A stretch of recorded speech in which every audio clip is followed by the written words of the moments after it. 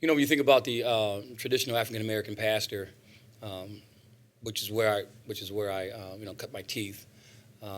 You think of this very important person in the black church. Um, Especially, I came out of a Baptist church, and so I'm the senior most important person in the church in terms of authority, leadership, and direction is the black pastor. And so there's this authority thing with the African American pastor, and then there, of course, we think about his style, the style of preaching. You know, preaching is an art. It's done with a lot of I think a lot of thought, and in terms of style, in terms of the presentation of the message.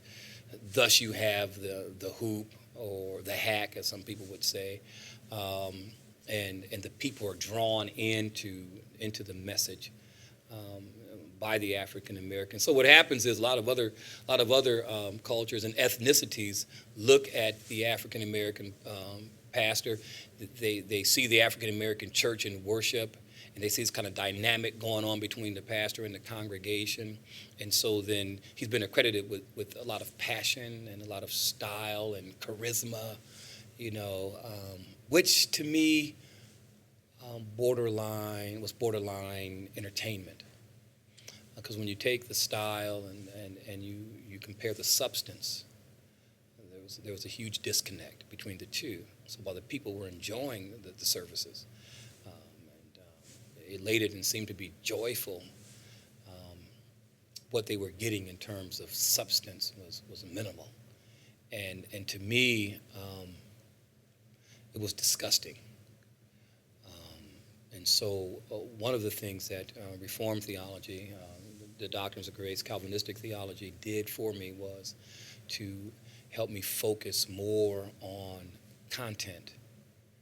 And we just had a conference, our 10th annual conference, and content drives passion, not only with the preacher, but also with the people who are hearing it.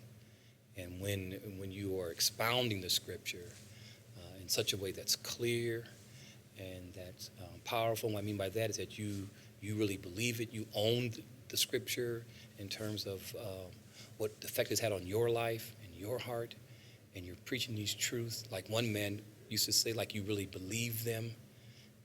You don't need all that stuff. And so that's something that Reformed theology has done.